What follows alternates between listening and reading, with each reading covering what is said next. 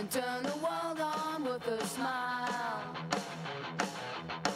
You can take a nothing day and suddenly make it all seem worthwhile. When it's too good and you should know it. With each glance and every little movement you show it. Love is all around, don't need to fake it. You can never tell, why don't you take it? You're gonna make it after all.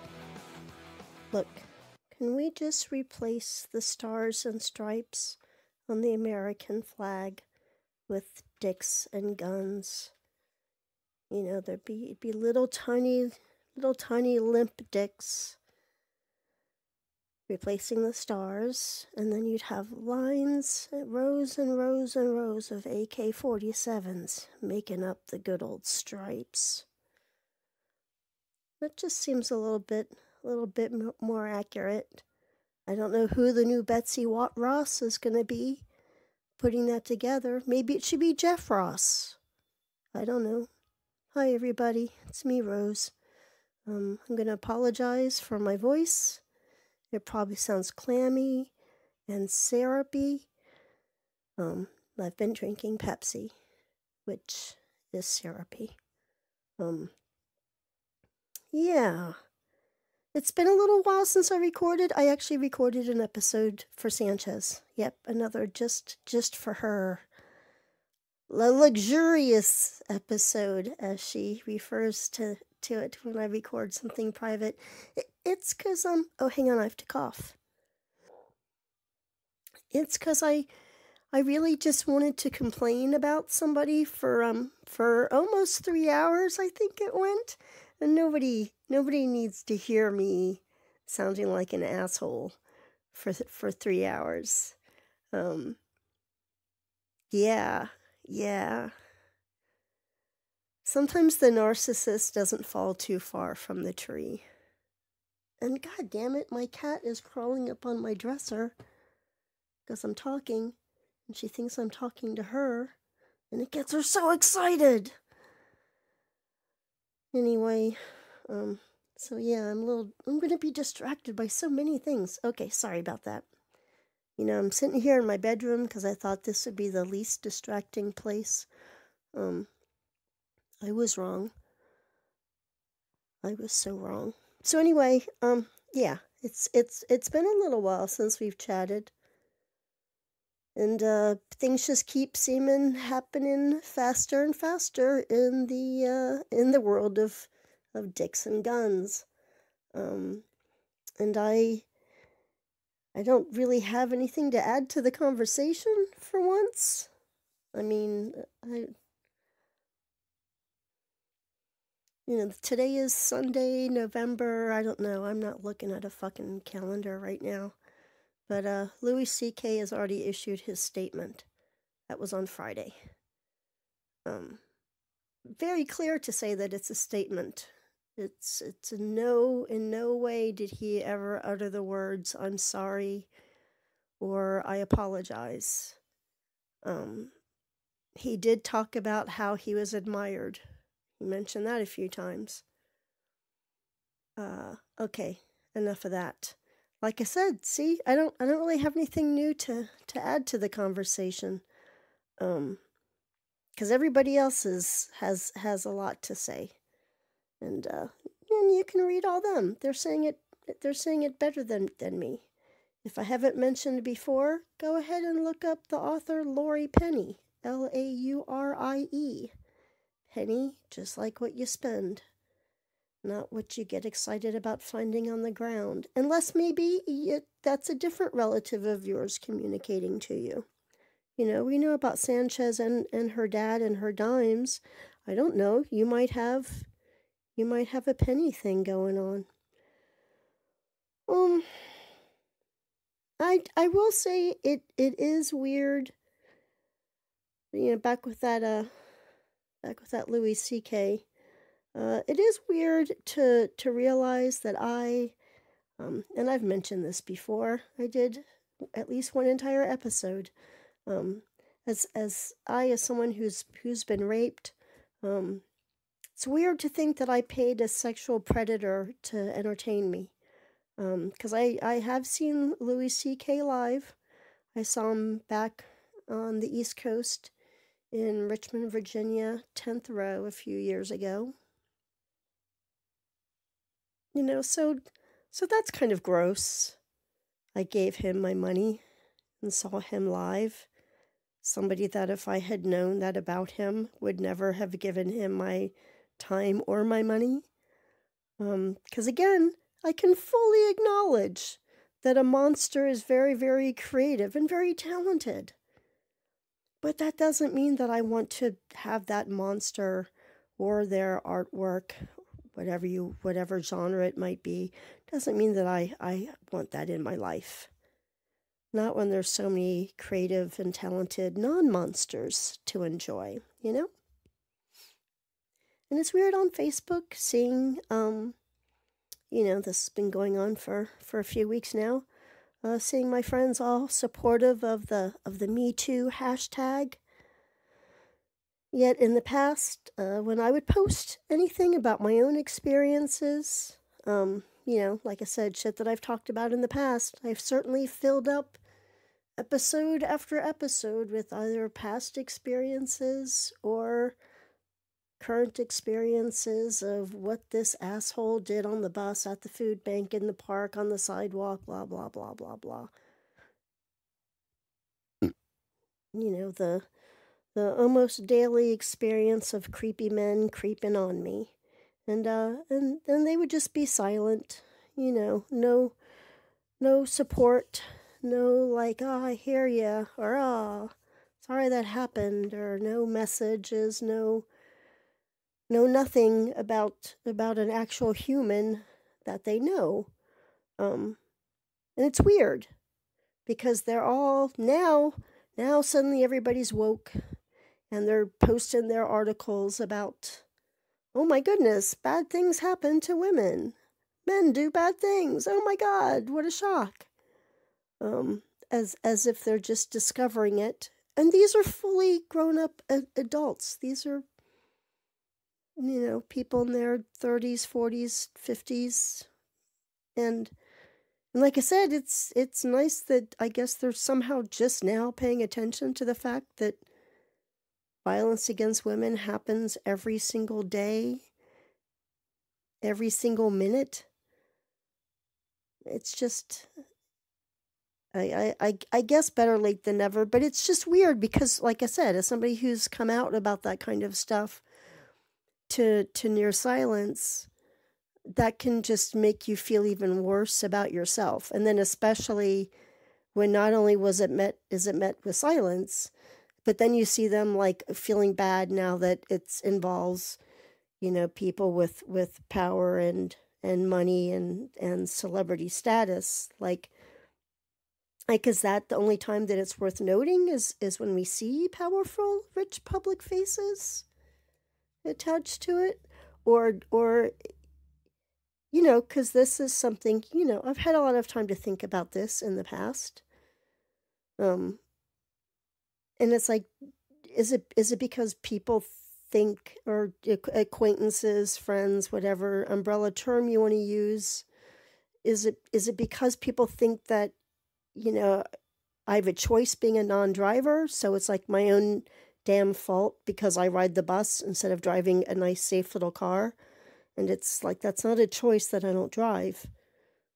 Believe me, with my PTSD, it would be fucking, I or somebody else would be dead by now. It just would not be, either because I would be so distracted and cause a wreck, or because I would have momentary poor impulse control that has permanent effects.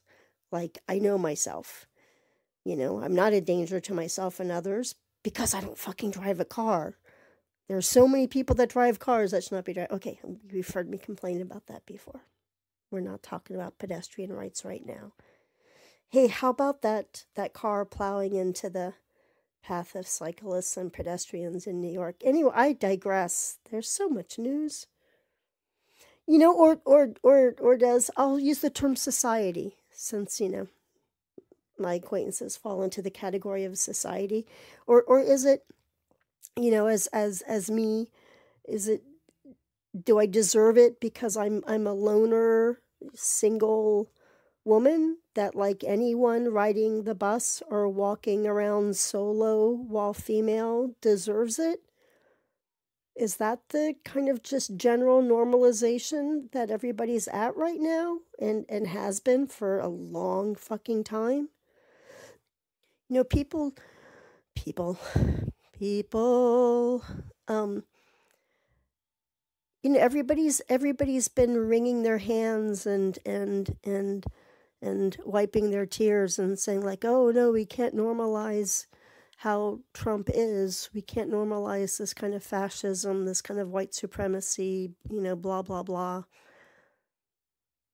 But they've normalized that sexual predator behavior for their entire lives. Because that's the other aspect. That was the first thing that people were like latching onto about why he can't be elected president, was that fucking Hollywood Access tape.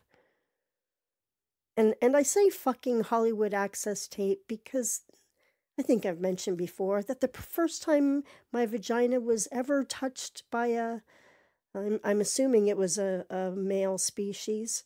I was walking through the arcade, the pinball arcade at my mall, shopping mall, Springfield Mall, when I was 12 years old, and suddenly felt somebody literally grabbing my pussy from behind, like reaching between my legs from behind, and grabbing the old meat curtains, the old preteen meat curtains. That's a sexy, appropriate thing. Oh, hang on, my cat.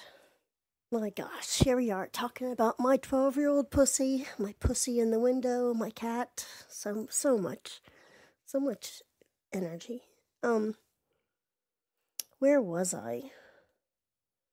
Oh, the normalization of it. Yeah, that's what people just, like, somehow, I don't think people have realized how much sexual harassment, sexual violence, rape, genital assault, whatever terminology you want to use, whatever the experience, the traumatic and abusive experience is, I don't think people have realized or been forced to face how normalized that behavior has been throughout history. We're hearing from this 14-year-old girl about something that happened like 30 years ago. This isn't just something brand new that Harvey Weinstein invented. He didn't invent rape. That's the whole reason why it was allowed and covered up for so long, is because it is so fucking acceptable. And it's not sex, it's sexism. Okay. Like I said, I don't really have anything to add to the conversation that hasn't already been said. But that's kind of how it feels like for somebody who's not a famous public face, who's gone through this shit and still goes through this shit on a daily basis. It's like I'm just supposed to expect it. And because the world sucks, and so I should just shut the fuck up about it. And other women like me, who aren't rich and powerful and beautiful and whatever, just shut the fuck up about it. But if it's happening to those women in that public of an arena, imagine what's happening to the maids at a hotel.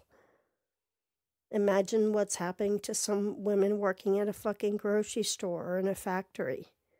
We hear what's happened to women serving in the military. It's fucking normalized. Okay, like I said, I don't have anything to add to the conversation. Yesterday, I was reading in the Oregonian about a female mental patient who's suing a psych ward.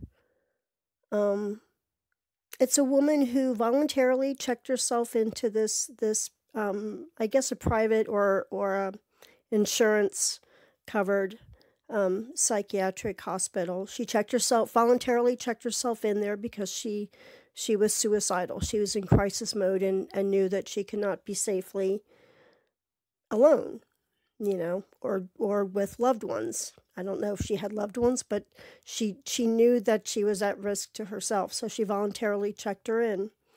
And she was doped up on 5 different meds. I remember some of them that were listed: Ambien, which just go ahead and Google negative side effects of Ambien for a real thrill ride there. Percocet, which is such a major fucking sedative. Jesus Christ, that'll knock a horse out. Gabapentin, that's what I was on for years. And in those years, I self-harmed, I attempted suicide, and I also became a drinker. Weird. And plus 2 other heavy sedating meds. Because that's what you do when somebody's in a suicidal crisis, is you just want to knock them out so their body can just reset, I guess. I don't know. But anyway, she was left alone in an unlocked room, and even though security cameras caught everything while it was going on live, apparently no guards were actually monitoring the security cameras. Because what the cameras did catch live while it was happening was a male patient going into her room and raping her twice. And imagine if the cameras hadn't been running, who would believe a doped up mental patient? And that's not something that just happened once. That's if something happens once, it's happened hundreds of thousands of times. And that's how normalized it is, because it can keep happening and happening and happening. I know somebody whose mom in the 1970s, when she was in the psych ward, she was raped. And of course, nobody believed her back then. Her family did, because her family knew the plot line that her hallucinations usually took, and none of them were ever sexual. And that, of course, is what the hospital tried to say, was like, oh no, she just hallucinated that. It's like, nah, she hallucinates about God and Jesus hanging out and having peaceful times. That's thankfully where her hallucinations run. I digress. Dicks and guns. And I know I haven't finished talking about Paris yet, because I'm a little sidetracked. I have been working on my photos, which is just, oh, Paris, I miss you. Anyway, it was weird. It was when I was in Paris, sitting outside at a cafe with my book and a cappuccino, like the typical American, and like the typical Frenchy French, thank you very much, although they all just look at their phones or hang around the bar and talk to the people that they know. Anyway, I was sitting outside and enjoying the sun, and the cafe patio, whatever part, like faced this huge, cheap lingerie store right across the street. And it was weird. It was like this weird intersection that had like multiple corners, and this huge lingerie store. I think that it was called the Victoria lingerie store, which made me get the song Victoria go through my head. You know, Victoria, Victoria, Victoria, Victoria. It's a great song by the Kinks. That No Means No, also covered. Anyway, I digress. So I was sitting there in the beautiful sunshine, enjoying a cappuccino, trying to take a picture that would include both the book that I was reading, Mill on the Floss by George Eliot, thank you very much, and the lingerie store, like the book in the foreground, the lingerie store in the background. Didn't work. Who cares? And that's when I checked in my phone on Twitter for the latest news, like from The Guardian and other stuff that I follow like that. And that's when I read about the Las Vegas shooting as it was unfolding, because of how the time differences between Las Vegas and Paris, or pretty soon after it had happened. Because I knew that I read one death tally while I was sitting there, and then a couple of hours later, when I went to get a sandwich on the way back to my friend's place, the guy working there told me that about the increased death toll, and he asked me, like, why do we just give out guns and gun licenses to just anybody in America. I don't know. Really can't answer that one. Except the guns is another thing that's been normalized for fucking ever. Violence is something that this country is founded on. I don't know. Maybe that's part of it. Like I said, I've got nothing to add to the conversation. And the Harvey Weinstein thing all started unfolding while I was in Paris too. I just kind of like checked the headlines there and read a few of the articles and was just like, it's kind of weird reading about that shit as an American when I was actually thankfully not in America. I felt really glad not to be in America for a lot of reasons while I was in Paris. Mainly because I felt so fucking safe there. It's and now being back and just mired in it where of the news and the Twitter. Anyway, at this point with the sex scandals, that's a really frivolous term to put on it. Sex scandal. No. With all the sexual violence and abuse going on, being outed and made public, I'm not just waiting for the other shoe to drop in terms of more reveals. You know, like I don't know how long it's going to take before Fred Armisen's name pops up. Go ahead, Google that. Will anybody ever care that Iggy Pop fucked an 11-year-old and a 13-year-old or 12-year-old and then wrote a song about it as a grown-ass man? No, probably not. So it's not necessarily like, you know, whose dick's going to be caught in the wind next, Tarantino.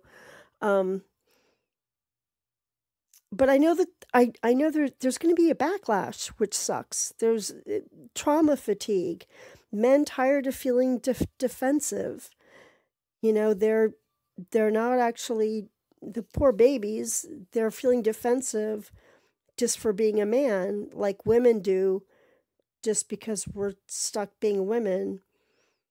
But the thing is like women actually face harm on a minute-by-minute basis just because they're packing a vagina and a pair of tits.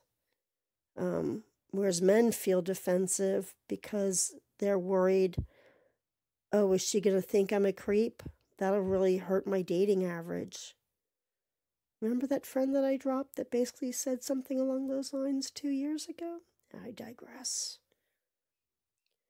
But what's going to happen is a certain population of men are going to get tired of feeling defensive. And they're going to start like speaking with the same venom that people use when talking about being PC. Oh, I'm so tired of the PC culture. What, you're tired of having to have fucking manners and being polite when you're dealing with people who aren't exactly like you? That's called being a fucking adult with some fucking manners. And see, I wouldn't use those words in front of 3-year-olds. Not because it's the PC thing to do, it's because it's fucking manners. You don't cuss around tiny children. I digress. And the thing is like, too many men already have a tough time not behaving like a dick or forcing their dick on others. And those men, either they don't get it or they don't fucking care. But either way, the end result is damage. And they can't buy, you know, when they feel bad and constantly bombarded, like, oh, it's another bad guy, it's another bad guy, it's another bad guy, it's another guy losing his job, these women are coming after our jobs, look, you can't even say hello in the workplace anymore without losing your job. You know, all that fucking hysteria backlash that's already creeping up. They can't buy more dicks to make themselves feel better. like when there's a mass shooting, Las Vegas, Texas, the couple of most recent ones that I can recall, they're happening. They're happening so quickly. I just can't keep up. Whenever there's another mass shooting, or a black man is elected president, gun sales go up. Death is profitable for the gun industry and for raising funds for the NRA and for increasing your NRA memberships. Men buy them for their sons when they're born as part of their birth certificate process. I shit you not. This is America. Socks, dicks, and guns.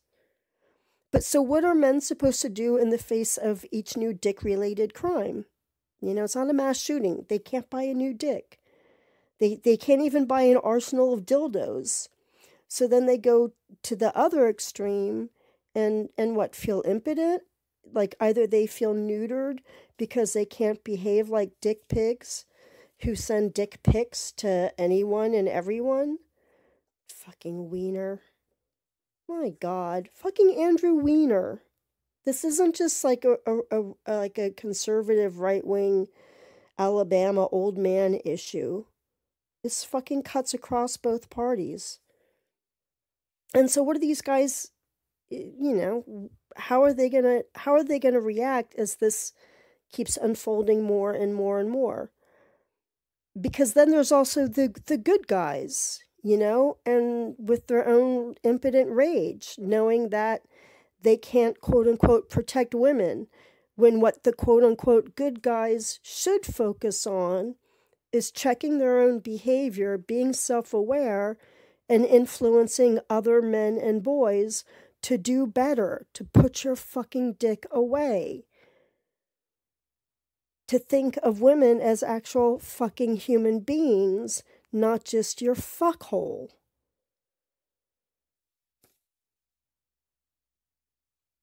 Like I said, I don't have anything to add to the conversation. So when I was in San Francisco, which I know I still haven't talked about San Francisco either, and I haven't finished talking about Paris. And holy shit, like this past week or a couple of weeks, like I've actually had some interesting things happen, but this news has just been twisting my tits in the wind. So in San Francisco, which was a couple of weeks ago, it was all still big in the news with Harvey Weinstein, and I think the Kevin Spacey situation had maybe already happened. I don't know. Like I said, so many dicks, so little time. But in San Francisco, the male Lyft driver that I had, who picked me up from the museum from the SF MoMA to drive me to the airport. Like I said, all this sex abuse stuff was in the news, and so this young male Lyft driver shared I don't even know how the fucking topic came up. I guess, like I said, you talk about the news, and he was open about the fact that his mom and sister had both been abused by his dad, and he assumes that he has been too, and it was just this. It was a really strange and beautiful conversation at 50 miles an hour. And yeah, my it's weird. My Lyft driver to the Portland airport to take me to San Francisco, he told me all about his prior issues with, I think, marijuana and drinking, which he'd stopped, and now he was helping a friend of his try to kick heroin again. Apparently this friend has had repeated trial and errors with kicking the habit. I'm still struggling with it. And then another Lyft driver, the one that took me from the Portland, who took me from the airport, from the Portland airport back home after I got back from Paris. He told me all about his move to the U.S. I forget from which country, and becoming a self-made man. The whole American dream of just creating a life from nothing. and getting a job. Basically, he decided to work, like he did some nefarious things at first to earn money, like drug trade and stuff. And then he got a job at a pizza joint by going there, watching other people apply for the job and try to make pizza on the spot and fail. And so then he went home, watched YouTube videos until he learned how to throw and make a pizza. And then he went in and applied for the job and got the job, and then just kept going from there. That was his little life story that he shared with me. And then the French cabbie, taking me from my friend's apartment in Paris back to the Paris airport, he was, telling me, or basically agreeing me, he was asking where I was from, and I was complaining about not wanting to go back to America, that I felt more suited living in France because I'm not into guns or capitalism or competition. And then the cab driver agreed that, yep, I didn't belong in America. I should stay there in France, which I thought was charming. And he asked if I knew how to speak French, and I said no. And he said, did I know someone in Paris? And I said, yeah, I was staying with a friend here for 2 weeks, but no, he's not a romantic partner. And the cabbie said, well, you must learn for love, because apparently the French cab driver learned English for love because he fell in love with an American woman, and they dated long distance for a while, and I think he even lived in America for a little while. And even though it didn't work out, he still felt that I should make the same move. And even though it's not a romantic situation, he's like, you should follow your heart. And if your heart is a different country than the one you live in, then that's where you should go. Which again was just super sweet. And it occurred to me that, like, all the like brief and sometimes deep conversations that I used to have on the bus here in Portland, like before 2008, it's like the fleeting intimacy that has a positive connection to it. That only happens now with Lyft and cab drivers, because everyone on the bus is just staring at their screen, at their phone or laptop that I still want to kick to the ground. Whenever I see somebody on the bus with an open laptop, why does that bother me so much? I don't know. Comparatively speaking, there's nothing wrong with it. Or they've got their earbuds in, avoiding eye contact in case that person that they make eye contact with is creepy or crazy or dangerous or just fucking annoying. All those deep conversations happen with your Lyft driver now. And occasional cabbie. So yeah, that's that. A little bit more about San Francisco, and the fact that the whole sex crimes being in the news thing was going on. Even tinted the conversation there in the audience. When I went to go see Sparks, there was this really dickhead Mohawk guy who was right in front of us at the show. And by us, I mean me and this other awesome gay guy that I met in line, because I got there super early, and so did this guy. And so, of course, we started chatting. And when I found out that he was from Columbus, Ohio, I said, oh, that's Mark Eitzel territory, which I just realized, saying that, none of that will make sense to anybody.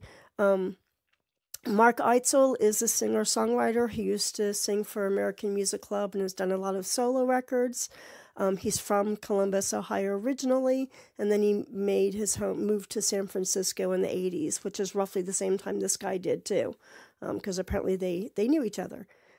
Small punk rock world, even though Eitzel's music isn't punk rock at all. It kind of comes from that tradition of like, fuck what's going on in the rest of the world. We're doing our own thing. Okay, anyway. So Mohawk guy was right in front of us in line. And so when we got inside, he was right in front of us there. There was room next to the young woman that he was with, but she wanted that for all of her personal space, apparently, because she spread out stuff as if other people were showing up. And I even asked, like, oh, or is this like your whole encampment here? Kind of like joking, like, is this for other people, or can I, stand next to you? And she's like, yes, it is. It is my encampment, but isn't it great that we just all get to be here? And I'm like, I just want to slap your 20-year-old face. But it turns out, so then, okay, so the first show, I'm going to go all over here now. The first, Sparks were doing two sets in one night at this venue, a former funeral home, former mortuary, a place called the Chapel. And they did 2 sets in one night, which translates to 2 90-minute sets. So I don't know, do the math. 90 minutes times 2 is a lot of minutes of me dancing and jumping up and down and shaking my fat ass. Because I was dancing the entire time. But anyway, Mohawk Dude was recording the show the entire time. That's why he was right up front. And so then the show, look, you can't convey how awesome something is. I just can't. You either get Sparks or you don't, and frankly, I don't really care. But it was wonderful. It was magical in a way different than the Paris show was. But it was still just as magical. There was this one grandmother there from England, and the shows in San Francisco were all ages, which the shows in the UK were not. And there's this one grandmother whose grandson, and he's like not even like maybe 10 years old at the most. Her grandson apparently also loves Sparks, and so since he couldn't go to any of the shows in the UK, she flew them to San Francisco to the only all-ages show on the tour, because the New York shows, which is much closer to England, those weren't all ages either. So this grandmother, who's a diehard Sparks fan, flew her and her grandson to San Francisco to the show. It was fucking adorable. The kid was singing along the entire time, like he knew every single fucking song. And when the show was over, the bassist gave him his guitar pick, and they also made sure that the little kid got a set list from the show. It was so fucking adorable and awesome. And that's the magic and beauty of Sparks. If I can actually talk about how adorable it was seeing a 10-year-old kid there, come on, you know me. Seriously, come on. And me and the guy that I'd been standing in line with, we'll call him Jack. He and I were like, just dancing the whole time during the show, and it was so nice. Because in Paris, I kind of basically enjoyed the show by myself. My friend met me afterwards, but I chatted with some people that were standing next to me. But Jack was like, he saw Sparks open for Patti Smith Group back in the 70s. Like, he's been a fan forever, and we have a lot of just kind of punk and pop and weird cultural touchstones in common. Like, it's kind of, you meet somebody from your tribe, you speak the same language right away and get all the same reference points. And he was a genuinely kind and sweet, awesome human being. So we were dancing the entire time and just having an awesome time. Then we're in line between, first show ends, you have to go back outside, get in line again. So we scurried outside because I knew my acquaintances that I was staying with weren't going to be there on time. Skipping all that. So Jack and I were outside, and lo and behold, Mohawk Dickbag ended up behind us in line. And it was a while before Mohawk Dickbag came outside. I have a feeling he hung around the stage either to grab a set list or maybe was hoping like an idiot that one of the band members would come out. And it's like, no, they're doing 2 shows in one night. In fact, they decided to start the second show a half hour earlier, just because, like, what a fucking long night it's going to be for that band. So Jack and I are outside, even kind of like laughing, like, oh man, Mohawk guy is going to be really pissed off when he gets out here and sees that we're in line in front of him, because he just was that kind of an arrogant dickbag. And then it was so weird when Jack and I were out front talking about, like, that's when I found out that he was from Columbus, Ohio, and we're talking about Mark Eitzel and all this other music stuff. And then this other friend of Jack's came to the show. We'll call him Steve. He and I started talking about different times that we'd seen this Midwest band, the Crucifix, which again is not a conversation that makes any sense to you whatsoever. And it also is not a conversation that you'd expect to have at a Sparks show, because the music of the Crucifix and Sparks could not be further apart. Just totally different. Crucifix were like a hardcore punk band. You would not bring your grandkids to them.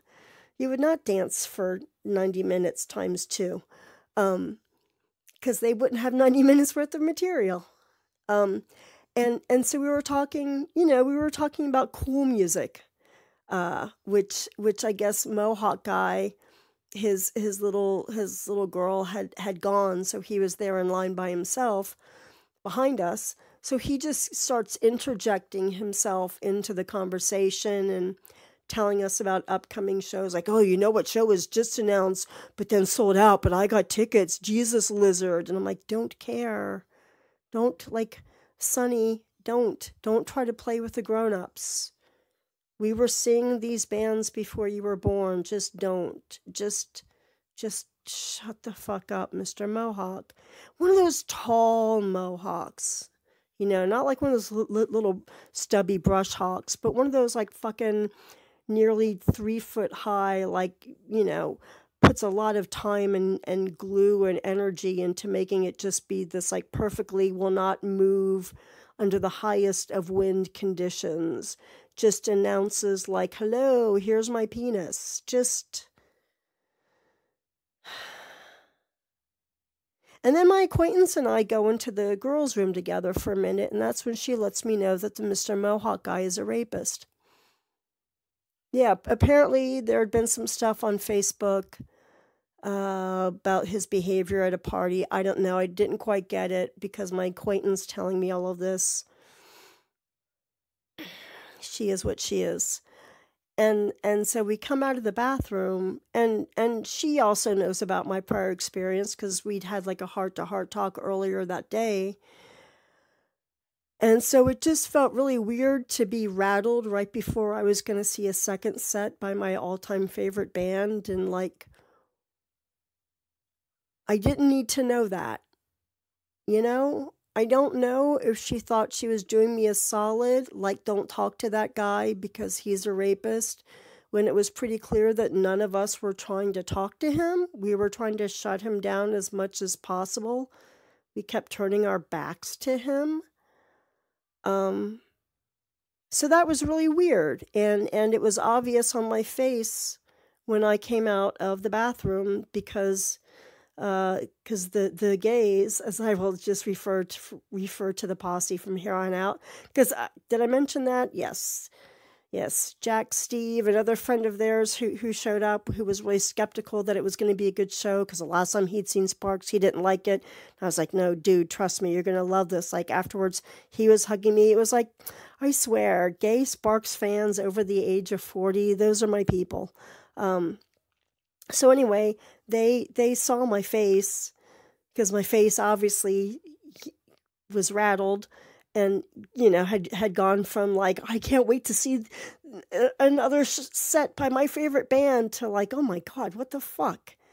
And they asked, and I told them, and they're like, how do you know? And I pointed to my acquaintance who had just told me all of this, and she kind of backpedaled a little bit, because I guess, I don't know. Like I said, I don't know why I don't know. But I do know that the gay posse responded exactly how I would want any man to respond, which is saying how he should have his dick cut off and shoved down his throat, and just basically any kind of violent or torture revenge idea that you could ever come up with. These guys were spewing it out and like practically ready to beat him to a pulp just on the mere idea that he could be a rapist. Like, God damn, why aren't heterosexual men that way? You know? What is it with you heterosexual dudes that aren't listening to this at all right now? Oh, but that's the other thing, since the whole topic of men behaving badly towards women was all over the news. Also at that show, Jello Biafra was there. Who's a singer for the Dead Kennedys, and who has always been thoroughly polite, if not charming, and just downright helpful. When my camera was stolen back in the early 80s at a Rock Against Reagan show, just all around, like A-OK, awesome human guy. Arrogant, yes. Would you be arrogant too if you had thousands of fanboys following you around constantly and you just kind of like need to have a fucking barrier between you and the hoi polloi? Yes. But I also heard from two different people what a shitbag he is to his girlfriends. So that was cool.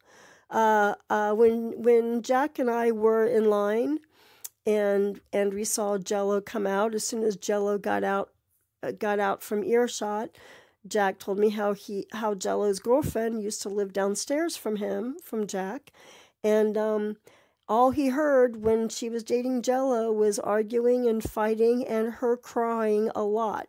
Mainly him yelling, him fighting, and her crying. And then when my acquaintances saw him, they mentioned a show that they had been at where Jello and his girlfriend, I don't know if it was the same, was at, and Jello was apparently in a mood, an angry one, and his girlfriend was there crying. And one of the acquaintances like approached her and asked if she was okay or if she needed a ride, or showed a sisterly act of compassion. And yeah, so that also just kind of was like, God damn it, Sparks is supposed to be my escape from all that is evil in the world. But it's everywhere. So anyway, the second set was also great. I was right up front against the railing, which made it a little bit harder to dance. It got a little bit easier when I was able to move more towards the middle from the side. But it was great. And then I will say, though, that I just really fucking hated being in San Francisco, the city that destroyed Portland. As almost, it's not just that Portlanders hate Californians. There are some people that have moved here from like LA and San Jose, I guess, maybe. I mean, absolutely from LA. But the main problem is San Francisco and that whole text industry that's really good with data and really shitty with humans. I just felt like I was walking into enemy territory, because that same industry and those same people that have gentrified and decimated Portland, they did it first to San Francisco, including the Mission District where I was staying. Anyway, so I walked around and took pictures of murals and street art, protesting the interlopers, the rich interlopers, which is comical but sad because the poor are powerless. Hooray, the poor are powerless. And I went to the SF MoMA to go see the Walker Evans exhibition. He's one of my favorite photographers. And a really sweet thing did happen, though, there at the SF MoMA. I was, there's this little deck rooftop area that has big sculptures in it. And then it also has a living wall, one of those walls where plants are growing out from. And then at one end, it's just empty, and you can like peer over the edge and see the other buildings and blah, blah, blah. And then at the other end is a glass atrium over it, like a walkway. So while I was on the deck, sorry, I took a swig of Pepsi, now I'm all gross throat again. So while I was on the deck and looking up in the atrium, there were people standing up in the atrium. And I honestly don't know which one of us waved first, because you know me, I'm a golden retriever in public, except I don't lift my leg and pee. I wave or talk to people. So one of us started waving, either me or people on the atrium. So we're waving at each other, and then we're like jumping up and down. So the other one jumps up and down, and then I start blowing kisses at them. And so they start blowing kisses at me. And then I wave goodbye, and they wave goodbye. And that was the end. It was just our own little random performance art of humanity connecting there at the museum. I bet they weren't from San Francisco. I bet they were visitors. I just can't think anybody that's really a San Francisco person would be nice. I have such a shitty attitude towards that place for so many reasons. Look, remember, I lived in Berkeley in the 90s. I didn't like San Francisco then either. East Bay, anyway. And there's a whole other wing that has all this sound and music related art and installation pieces, which are pretty much impossible to describe. But one area, but I'm going to try anyway and fail. One area had these tables with these mechanized instruments.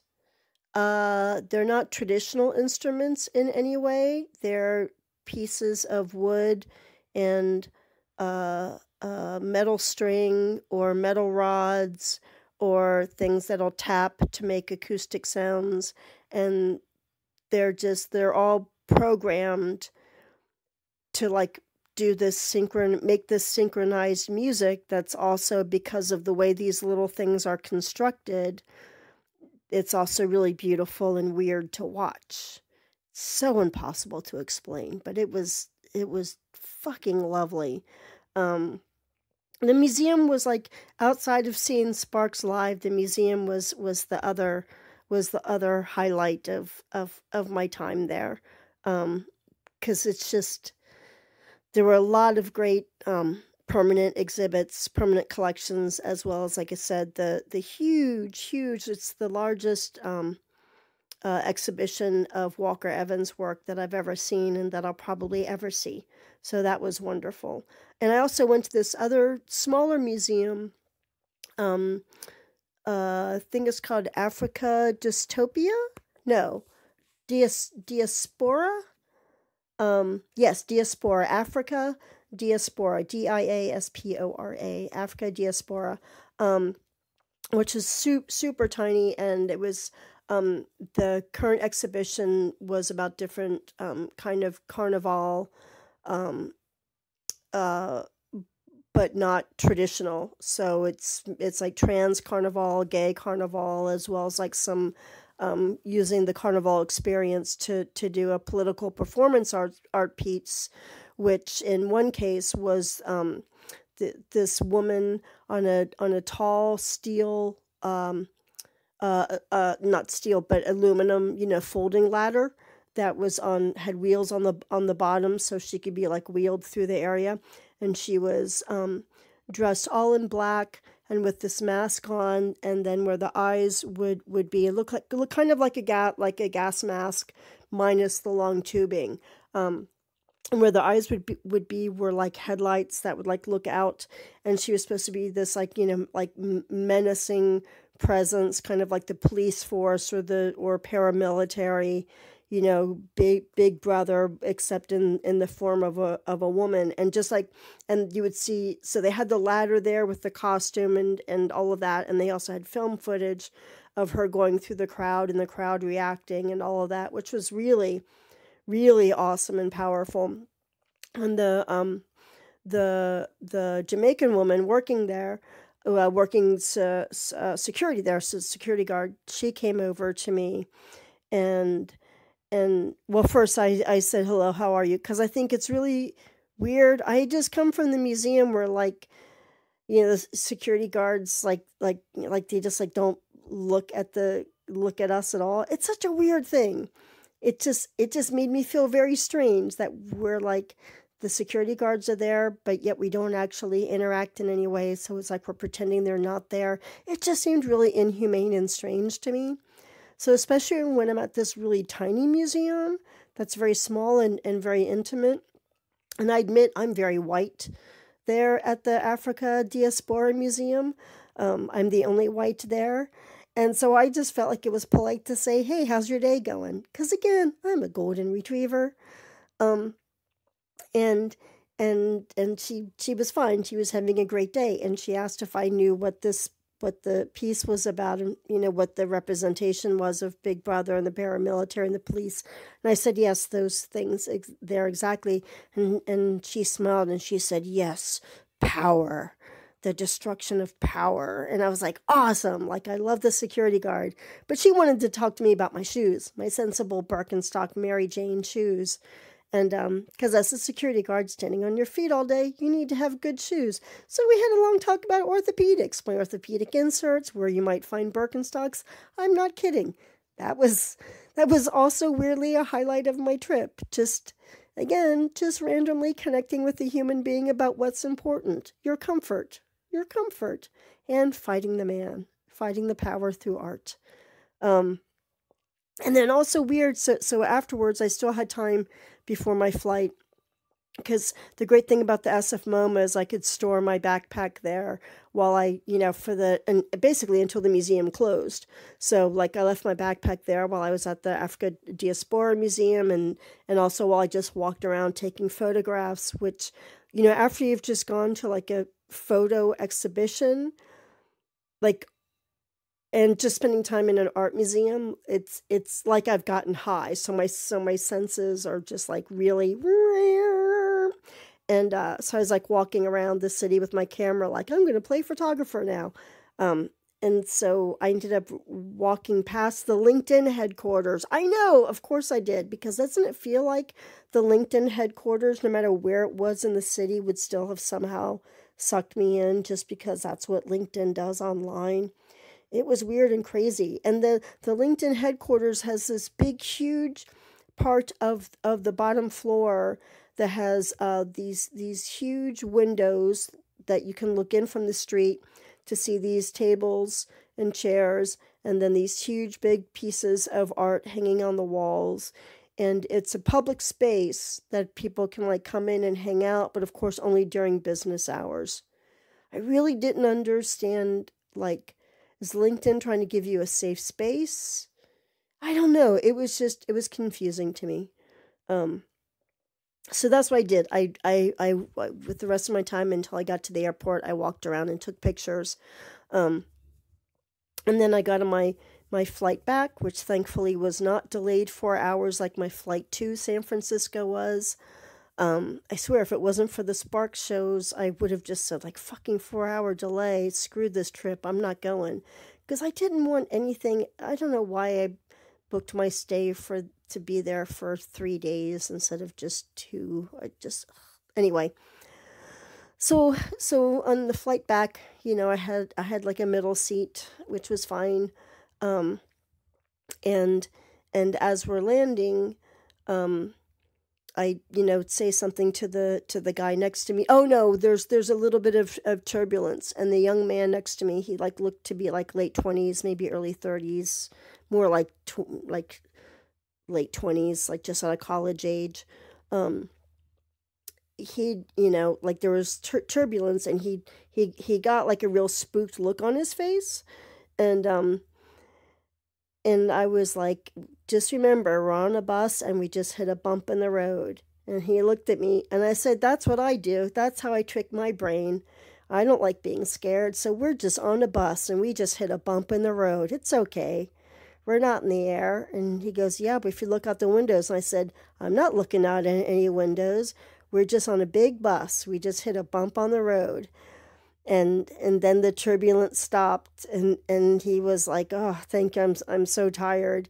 And that's when I realized, like, oh, that's not an American accent.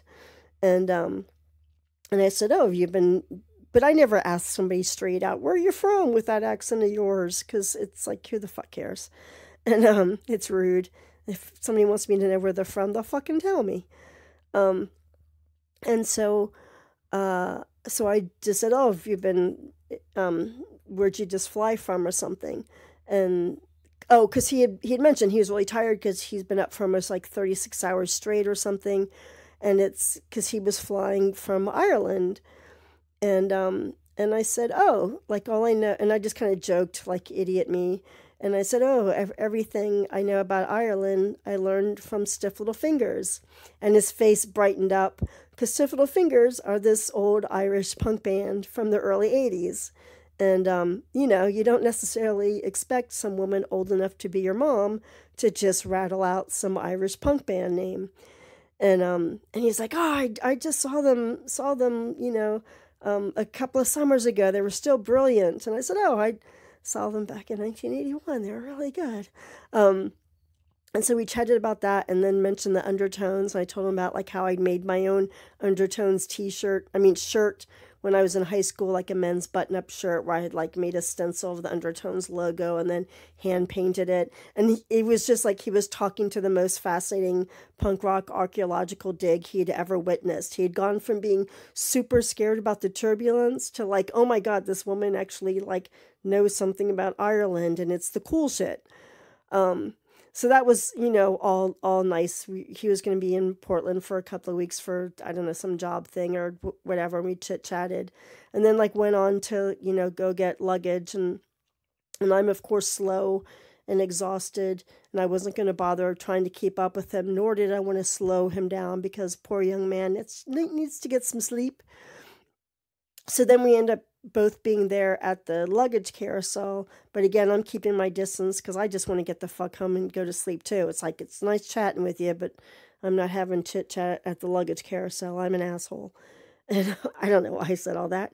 I guess because probably it's true.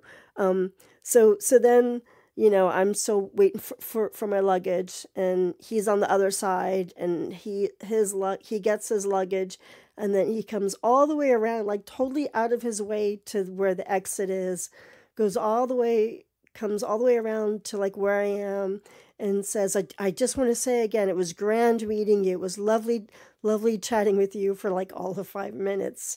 You know, he goes, I hope you know, welcome back to America. I hope you have a good time or something, you know, just like joking. Cause like I said, like, I really don't want to be back in America again. This fucking sucks. So that was just very sweet and lovely. You know, in a time of just dicks and guns, here was a lovely young, of course, Irishman. Not that Irishmen aren't also assholes too. It's just I mainly deal with American assholes. There you go. I'm going to try to maybe not, you know, all this shit's going to keep playing out. All the awfulness of Trump's idiocy, all the mass shootings, all the dicks being where they shouldn't be. And I really want to start talking less about it because it doesn't. I realize it really makes me procrastinate doing an episode because I'm just pouring salt into the wounds. There's plenty of other people talking about it and talking about it in better ways. Not that I won't talk about something if I need to or want to, but other things are going on in my life. I still haven't finished talking about Paris, which I promise I will. And then just the random weird stuff that happened last week and ways that I'm trying to make stuff better for me here now that I'm back from Paris and finished with all my traveling. So I'll end on this little positive thing in the worlds of dicks and guns.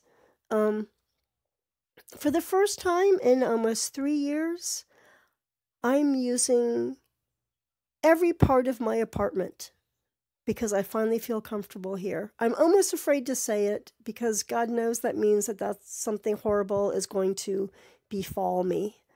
Is that the right use of the word? Who fucking cares? I have finally gotten used to the fact that all the shitty neighbors are gone, and also all the shitty neighbors are finally gone. Some of the shitty neighbors finally left by last winter, by last January, end of January, beginning of February, and then the final shitty neighbors moved out at the beginning of the summer, or middle of the summer, and now it's November. And it's the shitty gray rain outside, so nobody hangs out in the parking lot anyway when it's this kind of weather. And the shitty people are gone, and so this means I'm actually using both bedrooms in my apartment. The smaller one, farthest away from the stairwell, is now officially my bedroom. It'll be too hot once the summer comes, but for now, it's my bedroom. And it's very nice. I have never slept in this room until about a month ago. I think I made the move I moved my bed in here right before I went to Paris. So I'm just now fully used to, like, oh, this is my bedroom now. It's very cute. There's nothing else going on in here except it being my bedroom. In other words, no bookcase, no computer.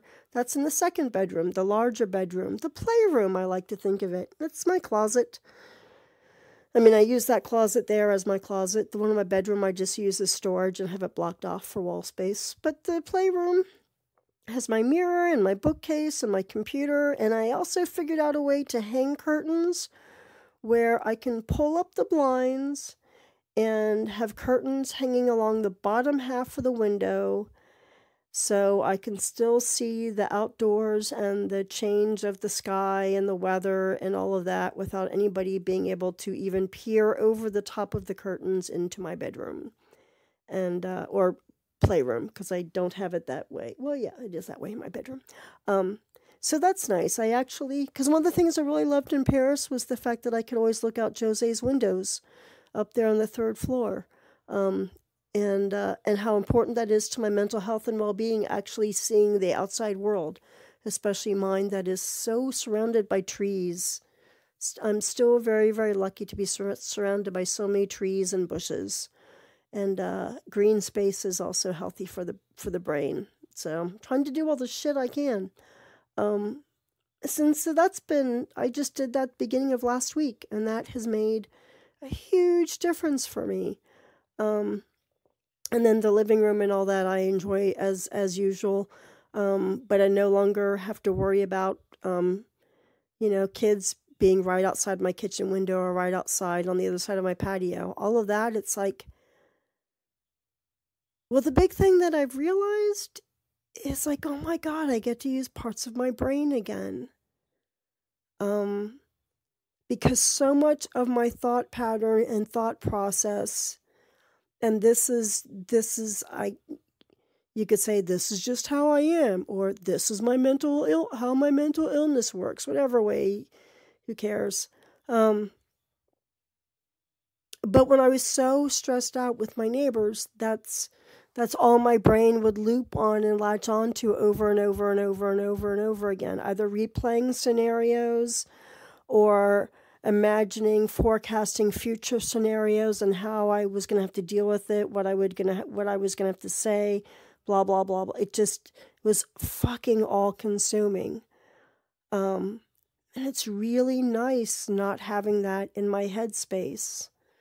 So anyway, I'll talk about that more next time, I guess, like how that's changed me for the better a little bit, how I'm slowly moving forward with some things, and which will hopefully lead me to moving forward with more things. But there you go. Hopefully this is the last time I'm going to be talking about dicks and guns for a while. Bye.